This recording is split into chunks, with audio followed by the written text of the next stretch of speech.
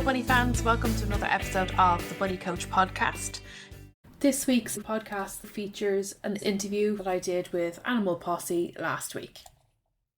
Welcome to Animal Posse, the podcast dedicated to the people and rescues making a difference in the lives of animals.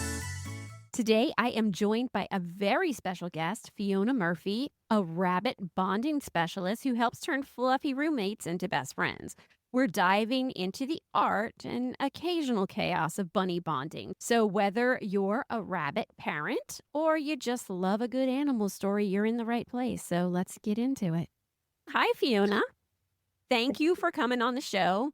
This is very exciting for me because you are my first international guest. The internet makes the world very small, doesn't it? It sure does. Yeah. You were recommended by another guest of ours, Maria, who came on and she was talking about rabbits because she does a lot of rabbit and bunny rescue.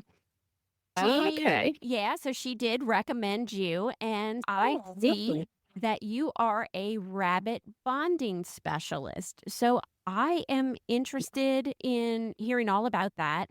From my take on rabbits, I've had a couple of rabbit guests come on already, and they talked about the importance of bonding bunnies. And for me, I never knew that. I always kind of thought that if you got a single bunny, you would be okay. And all these guests that I've had on are always telling people, no, bunnies are very social animals and they should have a companion. And so they always talk about bonding bunnies, but I really have no idea what's involved with bonding a bunny. So I would definitely like to talk about that. So how did you get into it, first of all? So I've been doing rabbit boarding since 2014 when we couldn't find somebody to look after our bunnies while we went on holidays. We had a good few bunnies at that stage. And I started offering holiday boarding because I figured if I had this problem, other people must have this problem. And they did. And then in 2016, one of my customers came to me and said, would I help them bond their bunnies? They were really desperate and the bunnies were living separate. They were living in an apartment and they couldn't get them to stop fighting and they wanted them to live together. They got the second rabbit, so the first one would have a friend, but they couldn't get them to be friends. And it wasn't a sustainable situation. They were going to have to rehome one of the bunnies if they weren't able to get them to be friends. So I said to them, look, I know the theory of it, but I've never actually done it in practice. If you want me to try, I will. And I did, and it works. And I've been doing it ever since. So I started bonding here, mostly for my customers and other people. I think I'm the only rabbit bonder in Ireland, actually. So people travel from all over Ireland to come to me. And then over COVID, then I had people starting to ring me looking for help because they had got a second rabbit while they were on lockdown, thinking that the bunny needed company before they went back to work. And the rabbits were fighting. So I started offering advice on the phone. And then it became Zoom because we were in COVID and people heard about me in different countries. And now I help people all over the world because, like I was just saying, the internet is a small place. So it's great to be able to help people no matter where they are. To help people in Australia, America, Canada, the Seychelles, Israel, Dubai, loads of different places.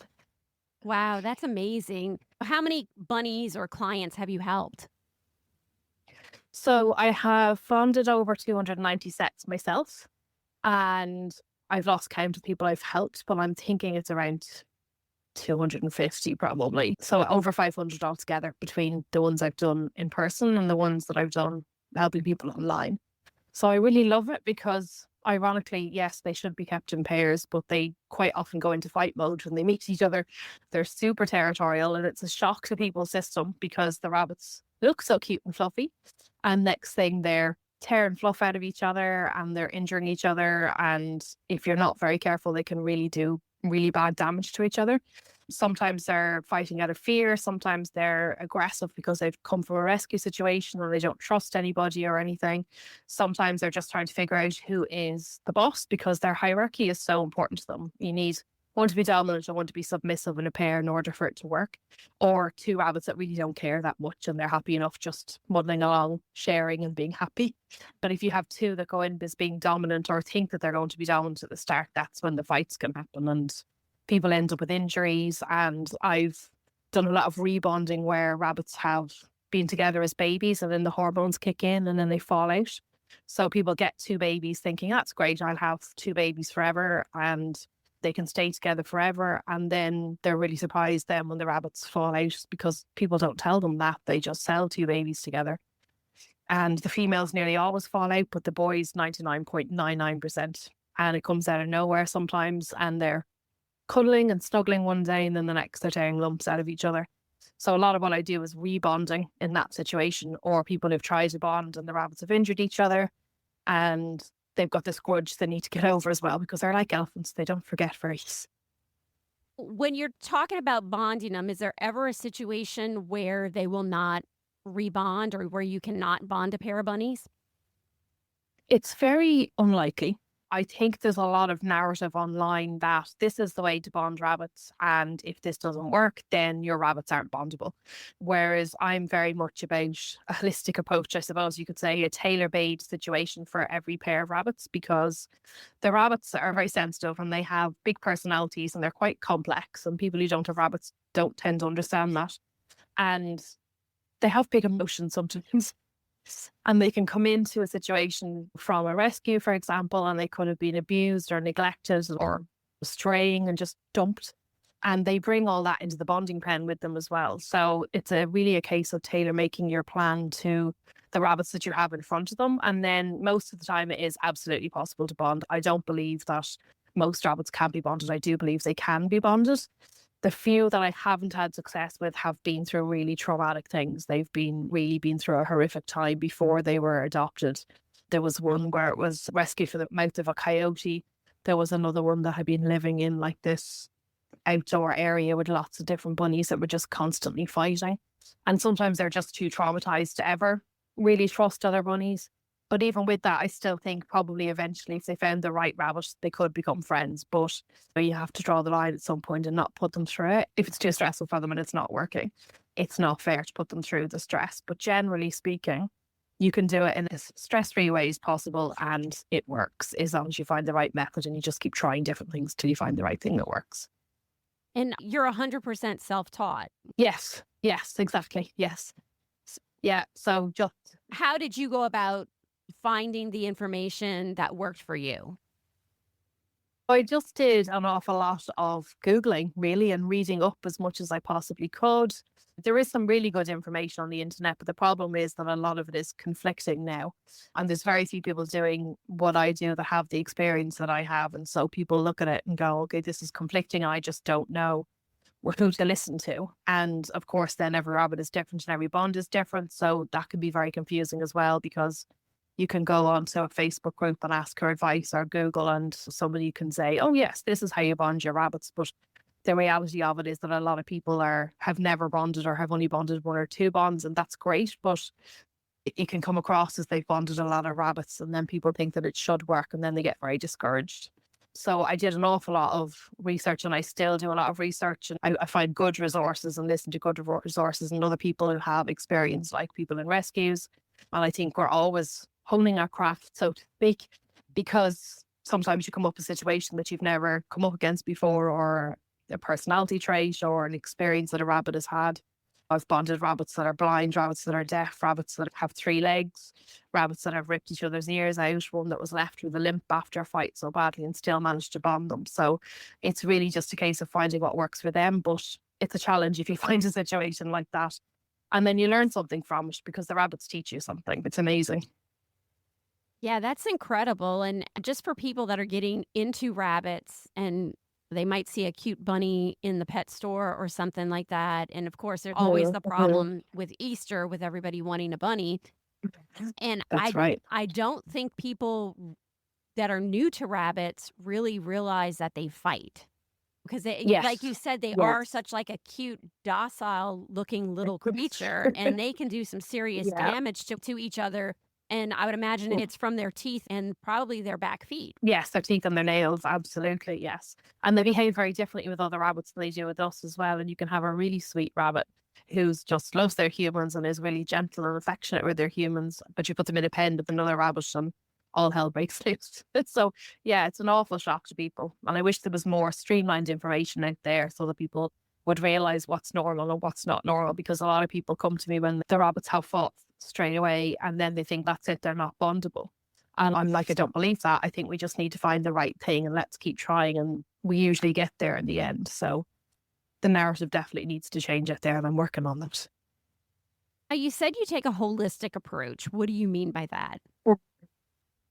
So I tailor make the process and the setup and the environment and the timing to work for those particular rabbits. There's a lot of variables in bonding. So basically, to explain it a little bit, it's like a dating process. So you have to allow the rabbits to get to know each other and to trust each other and work out their hierarchy, who's boss, and then they fall in love then after that, and then they'll start grooming and snuggling.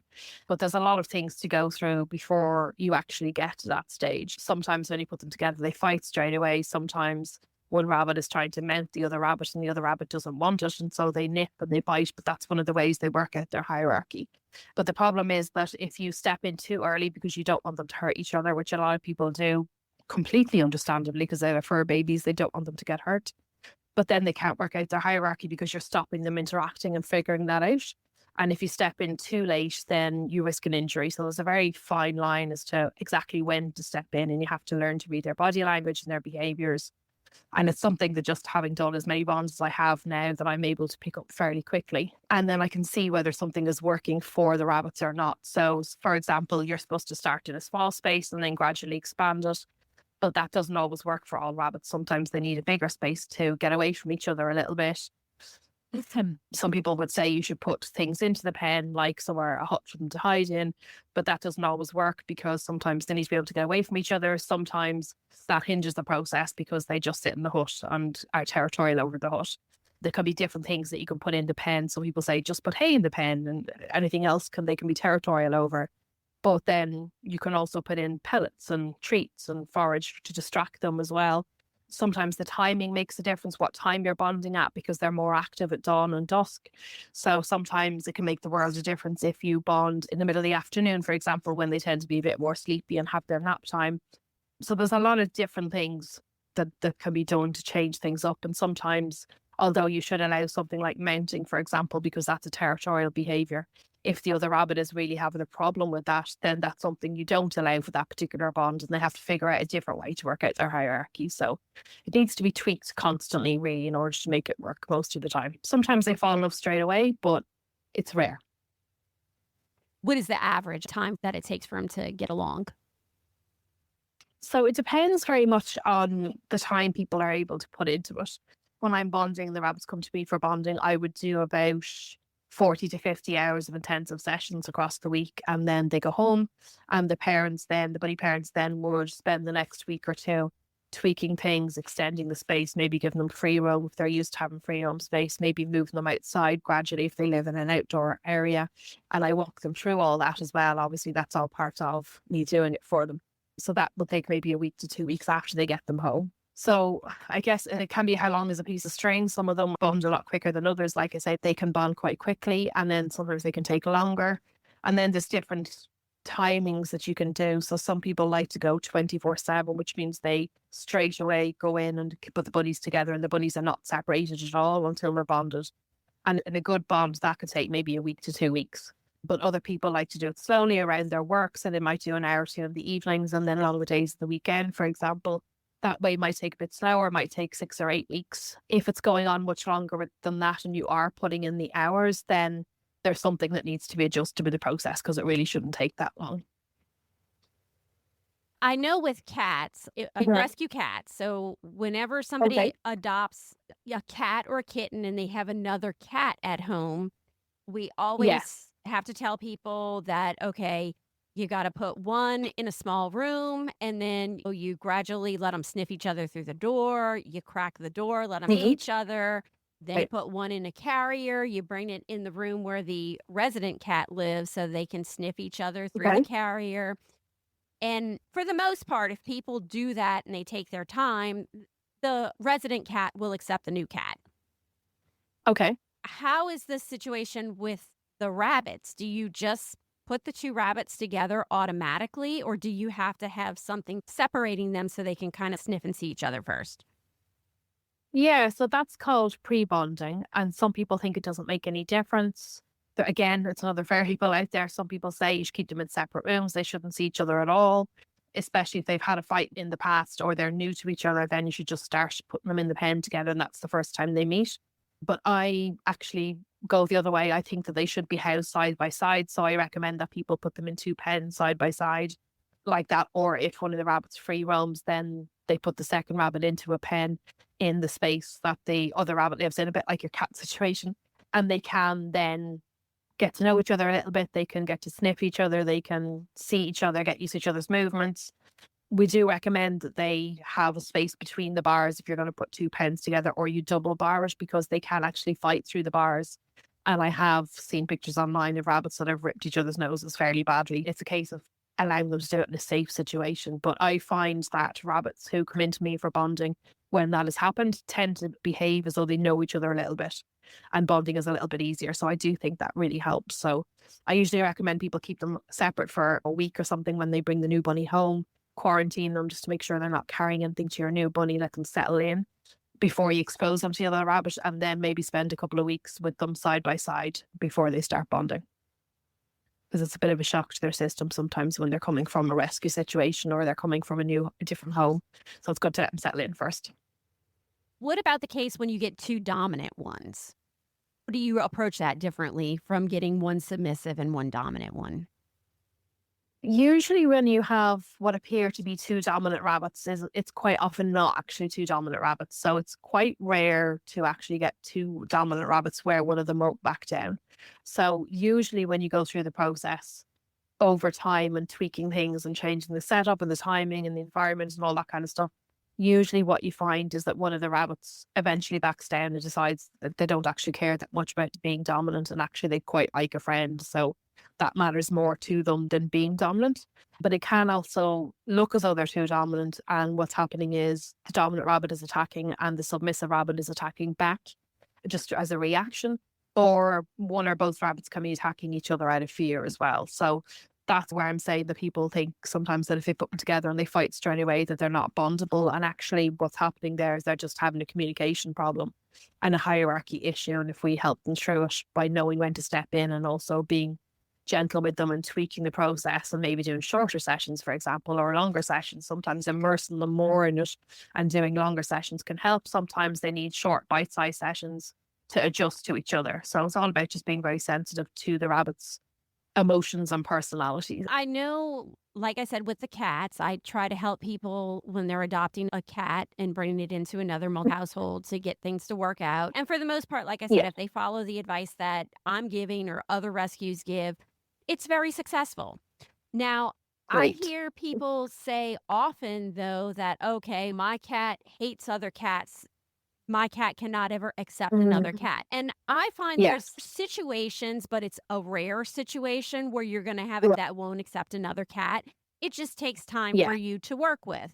So do you find like a lot of people want to just kind of give up when they say, okay, well, I'm going to get my rabbit a friend. They get a rabbit and then they're like, okay, I'm going to have to rehome this rabbit because they don't want to put in the time to try to make it work. Yeah, sometimes. And I think there's a lot of anxiety caught up in it as well, because people have read the horror stories online and they see that the rabbits can hurt each other very badly. Or sometimes what can happen is the rabbits can get into each other and they will fight if they do. So if you have them side by side, you really need to Fort Knox down the plates, because they can be very determined. And if one rabbit suddenly lands in the other one's space, they're going to have a go at them because they're territorial. But again, it doesn't mean they can't be bonded. But I think because people don't have the tools to know how to bond, because they've read stuff online and it hasn't worked, or they've read a whole lot of conflicting stuff and they're just overwhelmed and don't know where to start, that they can read that as the rabbits aren't bondable, and actually following advice from somebody like myself who would coach them through the process can really make the world a difference. And that's evident in my success rate, because it's just a case of finding the right thing, but people have to be prepared to put the time and effort into it as well. And I think when someone's get a second rabbit, they've read online, you should get a second rabbit, your rabbit needs company, and they don't realize how much work goes into it. And it's so totally worth it, because once you get them through it and they're grooming and snuggling and playing together, it's just the most amazing thing. It's so worth it. And lots of people say to me, I wish I'd done it sooner, and it's so worth all the hours I put into it. But you do have to put the time into it and make the commitment and pause some of your stuff going on. I do think you can fit it around your lifestyle. I don't think you have to completely cancel your life while you're doing it. And I help people to fit it around their lifestyle so they're not stressed, but it is a commitment to do it. And I suppose not everybody's in the mindset to do it or has the time or the emotional strength to do it because it is quite emotional. But I would say to anybody out there who's having a problem, please talk to me about it. I'm happy to give a little bit of advice. I do a free 15-minute call. I'd like to hear what's going on with your bunnies, and I can tell you from the situation whether it's worth trying again or not, whether you get my help or not. It can be really helpful just to hear, just to talk to somebody who knows what you're talking about and get it off your chest, and to hear that it might be worth another go. And if things are tweaked, that it can quite often be successful. It's just very emotional with our fur babies, isn't it? We don't want them to hurt each other. We want them to be happy, and people get stressed as well about putting them through that, and they wonder, are they better off on their own? Yeah, and I think sometimes too that your stress transfers over to them. So if you're having anxiety about the situation, that Yes. anxiety actually causes your animals to have anxiety too. Absolutely agree with that. Totally, yes. And a lot of what I do is coaching the people as well as coaching them to bond the bunnies, because I think people need a lot of encouragement and support as they're doing it, because you don't see the wood for the trees. You can't see whether you're making any progress or not. And sometimes you need somebody just to say, you're doing great, keep going. And I can see that they're making progress even though you can't. And yes, absolutely. Anything that you can do to help de-stress when you're doing the bonding can make a huge difference, because they do pick up on it, definitely. Typically, when you do the bonding and it's going to be a pair, can you add a third or a fourth to that pair, or should you just strictly stick with a pair? Yeah, absolutely you can. Yes, and lots of people have fluffle, so they call them, like a bigger gang of bunnies.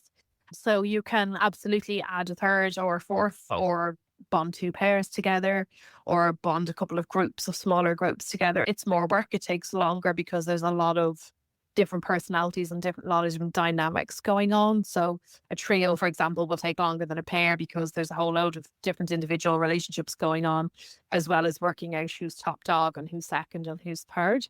But it's absolutely possible, and they do really well in groups as well. So if you're prepared to put the time and effort into it, it can be lovely. It's a great way to get more bunnies adopted as well. There's so many bunnies looking for homes, aren't there? So many don't. I know you have a big problem in the US with it. And we have a big problem in Ireland and the UK as well with it, where bunnies are just being dumped left and centre. So if you can add to your fluffle now, it's great.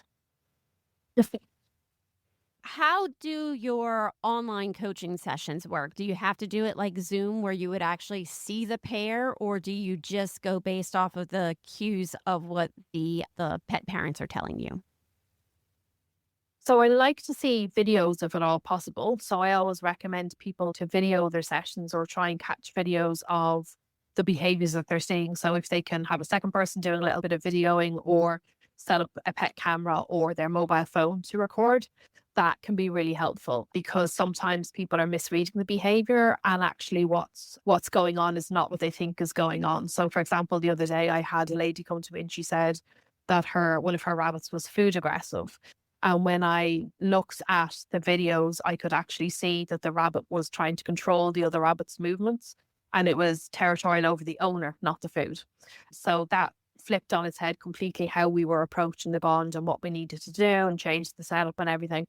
And it's working really well now. So obviously people are new to doing it, and they're just getting stuck in the woods they can't see the trees for the whole thing. It can be difficult to read the bunny's behavior, and it can be really helpful to me to see videos. So most of my sessions would involve people show me videos of what's happening. I don't generally do a Zoom call while the bunnies are in the bonding pen, because by the time the bunnies do something and I tell the owner what to do, and then they intercept the behavior, it could be too late. We could have an injury. So it's better for them to do the session and then feedback to me. And then I also provide them with videos. All of my options, I provide a video of bonding behaviors, bonding sessions that I have done myself, because you can read online, don't allow lunging, don't allow chasing, nipping is okay, but biting isn't. And you're like, what's the difference? And just reading the words doesn't help you. So I videoed my own bonding sessions, cut them down into short videos, and I can tell, and then I tell you with each video, this is this behavior, this is what it looks like, this is okay, just watch and make sure it doesn't escalate, or this is not okay. And if it's not okay, how to step in so that the rabbits don't go straight back into fight mode again. So that a lot of people find that really helpful, because they can interpret their own bunny's behavior then because of that. And then I walk them through the steps online with Zoom as well then, and I tell them when to expand and when to add stuff, and when to start free roaming, and how to do all those things dependent on the pair that I'm working with, or the bond that I'm working with, because it's all different and they have to You have to go at the rabbit's pace. You can go too fast and rush things and then you don't have a strong bond, or you can go too slow and then that can cause problems because the rabbits are bored and frustrated. So timing is very nuanced as well. Yeah, this has been a very interesting conversation, and I will say I'm learning a lot from it. And I think this is a great resource for prospective rabbit owners to have too, because we have a problem with people dumping rabbits and bunnies. And I don't think a lot of people always consider a rabbit for adoption when they're considering adding a pet. That seems to be the one that is considered as a starter pet. It's a very easy pet to add when it's not. It's not at all. Yeah, it requires as much research as getting a cat or a dog. It's Absolutely. you need to know what to feed it. You need to know what the behaviors mean. And I think that this resource that you are offering is great because it is keeping bunnies in homes, and it's keeping happier too, because it's putting a pair together and they'll have a companion for life. Yes, and they think from research that bonded bunnies are happier and they're healthier, and it's more natural than the way they're in the wild, and they don't ever really relax when they're on their own, because as prey animals they're used to watching out to see if there's a predator around, and so they never really switch off if they're on their own. And yet if they're in a bonded pair, they can take it in turns and they can actually relax. So that's obviously better for their nervous system, better for their health. And yeah, this is why I love doing it, because I know for a fact that helping people bond their bunnies is keeping them happier and healthier and keeping them in homes as well. And also allows people to adopt because they know that I can support them through the bonding process. I work quite closely with our local SPCA and they refer people to me for bonding. And it's really a great collaboration between us because I recommend them for people to adopt bunnies when I know somebody's looking for one. And then they send people to me for boarding and bonding and care and behavior, because I do all that as well if they need help with that. And it's working really well to help support bunny parents who don't want to guess what they're doing and don't want to rely on Google when it's so conflicting for everything about bunnies. How can people get in touch with you? So I have a website called thebunnybondingcoach.com, and that has all my options on it. There is a free 15-minute call link if you'd like to just have a little chat about what's going on with your bunnies. And there's also a quiz on there where you can tell me what's happening as well. And I'll send you a personalized email with my take on the situation and how I can help. And then I have lots of different options depending on whether you just want a plan to work through. We can do a Zoom call where I can give you a plan, or I do a really high level of support as well. The other extreme, there's everything in between, but I do a really high level of support where I can walk people through it. They get a month's support with me, 4 Zoom calls across the month, and unlimited WhatsApp support in between. So if you're anxious or you've got a particularly complex bond or you just don't know where to start, it can be really helpful. It's the next best thing to me being beside you, and I'll support you through it all. Thank you so much for taking the time to speak with me today about all of this. If you're worried about bunny bonding, whether you haven't started yet and you're anxious about it, which is completely understandable, or you've started and you just don't feel confident that you're reading the behaviours properly or whether the rabbits are making any progress, please do get in touch. There's a link in my show notes to a bonding quiz that you can fill in to tell me exactly what's happening with your bunnies, and I'll send you a personalised email back. Each week I also open a limited amount of spaces for free bonding assessments. These are short 15-minute calls where we can chat through what's happening with your rabbits. This is for you if bonding feels stuck or you have run into issues, you haven't started yet and want to avoid mistakes, you're overwhelmed by conflicting advice online, you're thinking about getting a second or third bunny and wondering if it is a good idea, or you're not sure whether you need support, or if you do, what kind of support would be most helpful for your situation. These are not sales calls. I just know that it can really help to get things off your chest with someone who understands. And if you would like, I can talk you through my available options for you to go away and think about, and then you know where I am if you need me. Absolutely no pressure. I only open a small number of clinic spots each week, so once they're gone, that's it till next week. So grab one quick if you want one. I look forward to chatting bunnies with you.